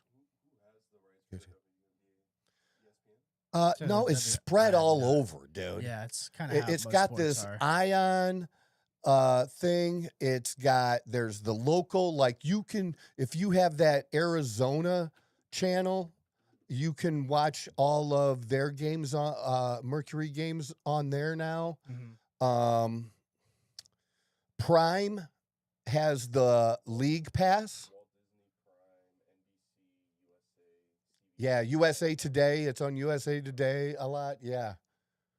Oh yeah, dude. Since in 3 years, the money's, they have the money. They have the contract now. Who helped them get the reason they got the contract was Caitlin Clark. And now that they have the contract, they don't really give a shit about Caitlin Clark. Yeah. I mean, it's usually how it goes. They use you. They use you till they don't need you anymore. But I mean, the coach for the Valkyries saying dumb shit. Cheryl Reese, another one saying dumb shit. And she's a legend as a WNBA coach. She may be the best coach ever in the WNBA. She's coached for the Minnesota Lynx. And she's a great coach. She just is. But her personal views on this, I told you, we got to separate, and they should want to separate. We got to separate LGB from the T, because the T is fucking it up for everybody. It's just, they're wearing shirts now. Now they're having counter protests to the Sophie Cunningham support rallies. So now people got to show up and protest. And can you imagine this? I'm sure you can. Think of this now. So you have a bunch of young girls, junior high school age, that are coming out and supporting Sophie Cunningham and having signs and being outside the arenas before the game. Now they're going to be accosted by adults with red and green hair yelling at them at pregame at these locations now. I mean, you see how freaked out they get and how they yell and scream and just, I mean, I hope the dads show up to protect moms and the girls from these idiots that are going to try to accost these girls now and get in these girls' faces or take the signs away from the girls and rip them up because they're big bully girls. Yeah, hopefully somebody's there to diffuse that or protect. But it was pro Sophie. It was pro girls, support girls and having our own leagues. It wasn't, they didn't come to these arenas with anti-trans signs. They didn't come up with signs that get rid of trans people. It's not it. It was totally the opposite. It's like Mother Teresa once said, "I'll never go to an anti-war protest. But if you have a pro-peace protest or a pro-peace rally, let me know. I'll be there." Mm-hmm. And to me, that it matters. It matters what your intentions are, how you feel about it. But if we'll see what happens. Maybe even tonight, because I think Fever are on the roster to play tonight.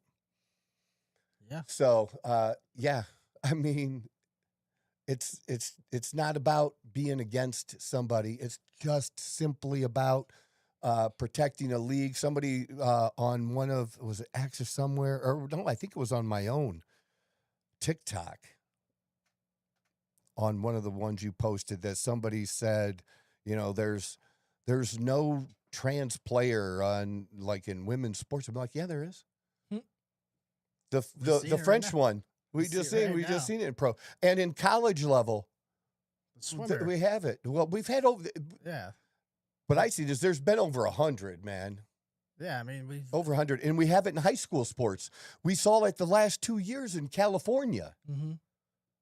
So yeah, dude, it is happening. And the more it happens, the more confident other people are going to do. And I check more news sources than the average human does. And why do I do that? And I was going to say the same thing to you. It's something you have to do more of so that we're ready for this. You know, I can't cover everything. And you're good backup. You're good backup on, you know, baseball and shit too. Who's going where? I only have so much time, man. And I'm spending all my time on my business and this as a business. I mean, people have no idea how much time that takes. And everything I can, anything in my life that I can give somebody else to do or pay somebody else for that isn't related to my business, consulting business or this, I'm getting rid of it. No matter how small it is, whether it would take me 5 minutes to do it myself, I'm getting rid of it. Here, you take it. I'm paying you to do it. I don't want to do that. I'm even not going to Costco. I love Costco, man. I'll still go, but I'm not going to go as much as I did before because somebody else can go to Costco. I pay people. I have people that go to Costco. Here's a list. Here's the card. Go buy this shit. That takes a lot of time.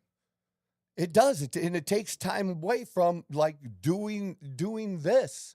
And, you know, sometimes I might see a story on Fox, but the story I send you guys isn't a Fox story.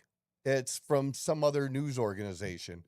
Just so that when we pull it up, because you just get those people that chirp about Fox, you know, the left, I swear to God, they watch Fox more than any right-wing person does. Just like, this was somebody's response. I think about trans people more than, we talk about trans people more than trans people talk about trans people. And my response is, you talk more about Trump than MAGA talks about Trump. Okay. Yeah. It is kind of, it's in their head like that. Yeah. They definitely do. They keep his name alive more than we ever will. Yeah. They'll be talking about him long after he's done as president. Oh my God. And we'll be talking about the next president. That's what we'll be talking about. Yep. We'll be talking about President Vance. Maybe, you know, if we get Bill Maher's vote, we're going to win. Yeah. I don't know. But yeah. I did want to mention too, the other night when the Mercury played the Valkyrie, Valkyrie went off the field too, off the floor. Yeah, for the national anthem. California. Yeah, that's Makes what sense. I figured. Yeah. I don't know how many now. I asked that how many actual NBA teams are staying on the floor now for the national anthem?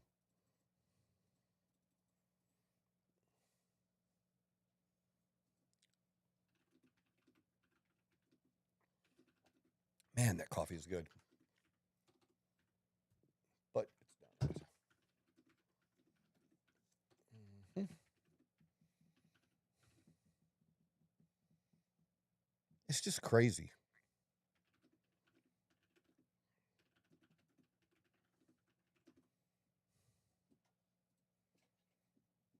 I wonder if he gets it right. So there's only one team, the Indiana Fever, That's not consistently true. stands on the court for the pregame national anthem. That's not true. It's not true because I pointed out that Toronto, the tempo, stayed out. I know that for a fact because I was at the game. And because they also play the Canadian national anthem, and they play that first. So it would look pretty shitty if after the Canadian national anthem you walked off the court. Yeah. It would look shitty. For sure. So they were out there for both. And I think it looks shitty that the U.S. team isn't out there for theirs. And you know how I feel about Canada. Mm-hmm. I hate Canada. And I know there were a couple others. I think it's saying they're the only ones that consistently stay on the floor, whereas like they've never left the floor once. I think that might be the confusion. Yeah, with it. I don't think it's given us. Yeah, this is when I argue with it and say I've been to the games. I know there are more teams staying out for it now. I'm not talking about historically over the last few years. I'm talking about right now, this season.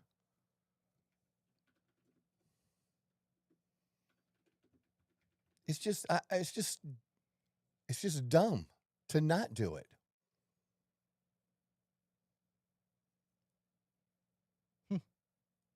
AI's big Caitlin Clark fans. Big Caitlin Clark fans. They're staying on business on the Indiana Fever answer. That's what's hilarious is like it will never back Yeah, down. so since Brittany Griner left, nobody on the Phoenix Mercury team stands there now. Well, that much we do. That's now, just crazy. for sure. Because you know, of all of the people, it's her. Well, But I give her the respect for it, though, man. when you get knocked around in a foreign prison, I don't know if she got knocked around, but when you got to deal with that shit, it makes you appreciate what you truly have. Yeah, just this season.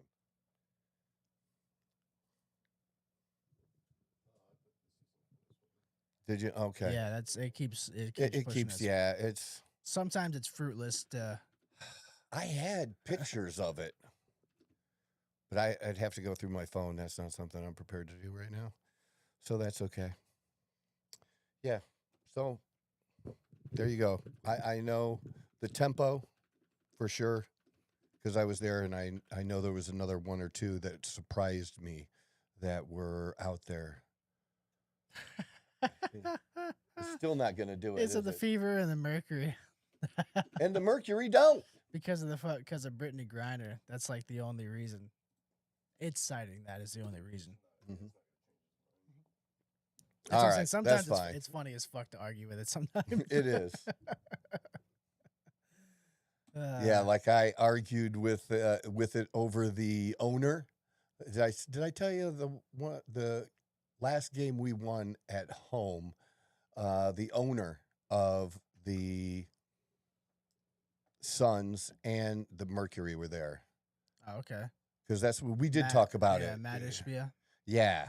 So yeah, I was arguing with it about him having a girlfriend because we were all trying to figure out if that was his daughter seated next to him, and it didn't want to give us information because all the kids were minors. So that's when I knew that the long-legged blonde sitting next to him wasn't his daughter. Yeah. But he keeps his private life very private or private. And it finally gave up. Well, if you're at the game, you do have pretty good reason to have that information. It's like, you well, know? you Yeah, no shit, dude. I'm looking right the fuck at him. Hey, I was like, you tell me then, motherfucker. How about that? Yeah. I'm at the game. You What's got- that? You should have just taken a picture and just sent it to ChatGPT. Like, what is this thing? Sometimes you do have to do that with AI. I have way more success screenshotting or taking a picture of it and then putting it in. But what I don't like is like if I see a player and I don't know who that player is, it doesn't want to tell me who it is. There's it has its own rules against that. Yeah, It's so dumb. the dude. guardrails are very, very weird. They're like too overprotective, like way too Yeah. overprotective.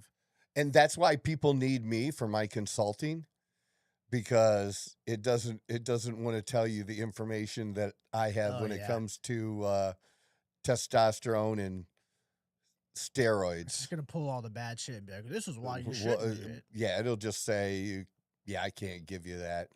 Yeah, or It can give you, if you just want a dictionary definition of it and what it does, of a certain compound, that it'll do. This is not medical advice. And I am not a doctor. I know you're not a doctor. And you're not a doctor either. You're So not- you don't know I'm not a doctor. It's like, you're a fucking robot. I know you're not a doctor. I get that. Now let's move That's past pretty this. fucked up, though, man. What else did we have? Do we have anything else we wanted to talk about? I don't know. I mean, we went over Aaron Rodgers' story. We had the French. We did almost trans all player. sports today. Yeah, I mean, yeah, that is kind of how it's shaped up. Pretty much. Touched on Fauci. Fauci, that piece of shit. Yeah. I think that's pretty much everything that we went over, unless I'm like forgetting something.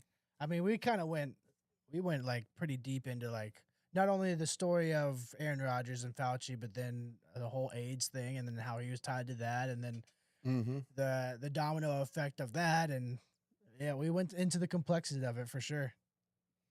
I think that's good. The only thing I'm reading here, I don't remember if we went over it, but the brawl in the Mexican League after a sucker punch. That's the only thing that I'm reading here that I don't think we went over. Yeah. Also sports related. Oh, look at my guy, Jose Caballero. Hell yeah. Give those pitchers hell. Wait till 8 seconds, motherfucker. Every time.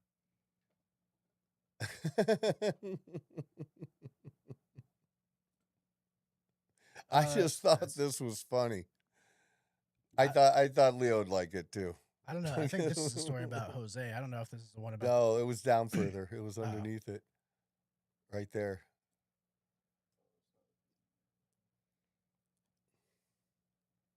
Yeah, they might not have a video of it. It might just be all pictures. Yeah. So what? This is so funny. Did you read that? The runner, Tijuana's, is it Denny? Danny Vasquez or Denny Vasquez, a noted scumbag with a violent past who spent time in a couple of Major League Baseball organizations, responded to being tagged out on the play by throwing punches. What the fuck? That's crazy as hell. Straight up, like that is like what is going through your fucking head, and how did a team sign somebody like that? Seriously, like regardless of what league you're in, like how prestigious it is or not, like he didn't show any prior signs. Like, well, apparently he did. That's what I'm saying. Like, what the fuck are we doing here? He's calling him a noted scumbag, and you guys still signed him. Just because he's a scumbag doesn't mean he's not good. You know? Right? Yeah, of course. They're not always mutually excused. I mean, have you guys seen the New York Yankees? All right. El primer picheo, el contacto a terrenos del Tornillo. Oh my God, it was in a pickle, and he got fucking tagged out and mad about it. Dude, no way. Kicked him, and he threw a kick, bro. No fucking way. Oh! He got slept, too. From behind. Yeah. I mean, anything that happens after this is warranted. All justified.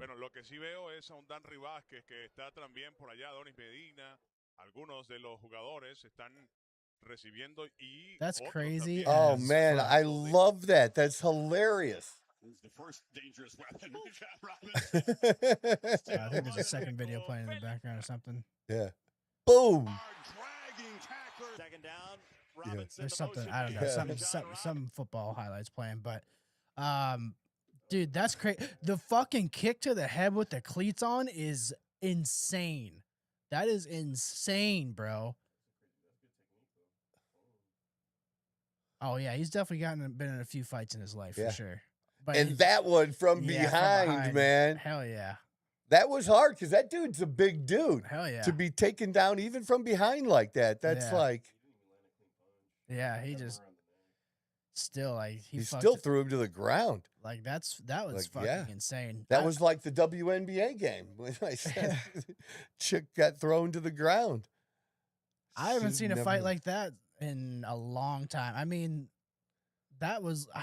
I mean, we've seen fights in the MLB. This isn't every Mexican League game. You're not watching.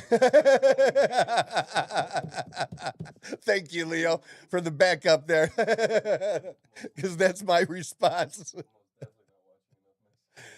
Definitely not. Pretty common practice in Mexico. Well, have fun with that. I mean, fucking. Oh, we do. Oh, we do. Yeah, down in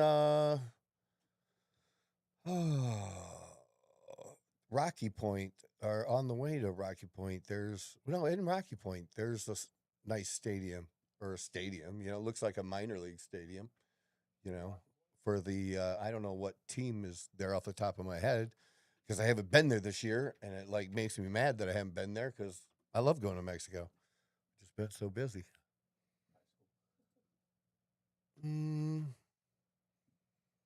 There's a pro team.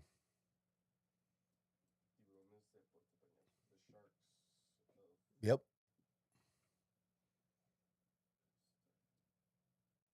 So I've wanted to go to one of their games, but they weren't playing when we were there. So just because like I said, I think it would be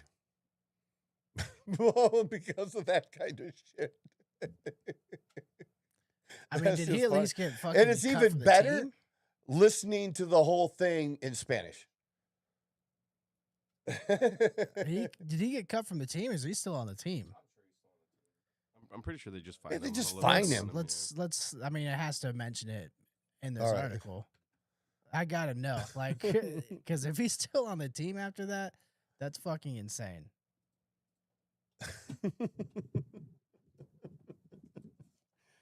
Yeah, this has gotten out of hand.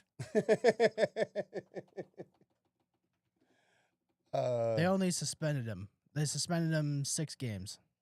All right. That's fucking crazy.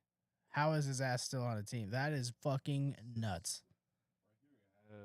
Danny Vasquez suspended indefinitely by the LMB.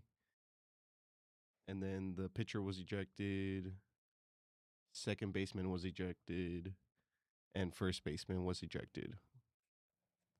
That's But fucking. Go to his stats. Can you find out what his stats are? This one does say 2 hours ago. They might have just put a hard Updated it? 6 games on it. It does say 2 hours ago. I don't know. I would have cut that dude immediately. You got me fucked up. Dude, it's Mexico. Still though, like have some sort of like fucking sportsmanship. I mean, you got I didn't realize out. you were such a pussy, Mike. What happened? I'm all about fucking throwing punches, but like that was so unwarranted. Like you got caught in a rundown. You fucking lost, got tagged out, and you threw a fucking tantrum. And he hit him so quickly after being That's what I'm tagged. saying. Like this dude was fucking pouting. They must have had beef beforehand. Like Yeah. there's no way you just do that out of nowhere. Yeah, because that was quick out of nowhere. That's like previous beef type of thing. It's just showing. It is showing Mexico City Tigers. No, that's 1980 something. 92. That's a different. It's Must be. I think it's Danry, Danry. Yeah, that's why I couldn't tell. That's why I asked when we were looking at it. My eyes couldn't focus that far away.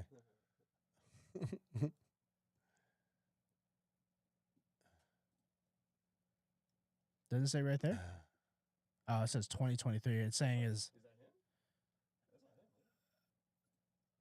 I have no idea. I'm not too familiar Well, it with couldn't Mexican be baseball. He wasn't. Do pitchers bat in Mexican baseball? I have no idea. I'm sure they can. I don't know. This is the first I'm ever hearing of this guy. It's a crazy first impression to have of somebody, but All right, it said he played for some Major League Baseball teams too. 2011, he's been around for a while. Yeah, let's go down the last couple they're all years. Mexican teams, pretty much. Of course. All right, yeah. All right, let's see what's his batting percentage. All levels is 291, I think it says. He's batting 354 this year. Dude. That's why they Yeah, didn't but cut look, him. he's still 340 back then, upper 200s, but he's batted 300 a number of times. Mans might be in the wrong sport anyway. It seems like he's fucking likes to fight. Yeah, like I don't know. His toe was down pretty good. You know what I mean? Like maybe soccer. Yeah, I mean that. But he was a little heavier. You know what I mean? That's a lot of weight to be moving up and down the field. You know what I mean? The kick to the. It's a good thing he didn't make contact. Well, but that's the what I'm saying. attempted kick to the head was nuts. But that's what I'm saying. It was with the top of his foot. He didn't have the spikes out at the head. Yeah. He did hit him with the top of his foot. I will give him that. So what you're saying is he has good restraint? Maybe. It would have been really bad for the spikes. That would have fucked him up, man. 100% would have. Yeah. It's a crazy You're attempt. splitting some skin open no matter how hard you're hitting them then. Yeah. That's really bad. So, or he didn't stomp him. You know what I mean? Mm-hmm. Like I said, it was like a soccer kick. It was toe down. Yeah. Because he did play soccer as a kid, because they all do. Yeah. Here's the ball. Mom throws it outside, and Pretty much. there you go, in the dirt. All right, there we go. We got to see a Mexican baseball fight. That was still crazy. That was wild as fuck to see. Wild, but that's why he's not in the MLB apparently. Yeah, but I don't like check news sources or anything. Yeah, I don't. Yeah, no. No, but I found that. All right. Very good today, guys. Appreciate you. Leo, Mikey G, the rest of you motherfuckers, tune in to our show Monday, Wednesdays, and Fridays. Hit the share button. Hit the follow button. Let's get on for the ride. All right. This is the Outlaw Apostle Podcast. I'm your host, Troy Neff. I'm the fucking guy. Whoa! Who knew I would make it this far? They hated it, they never believe me. Yeah, I would never drop the ball. I know I'm making the pieces. Yeah, Mayweather with the defense. I don't care what a critic got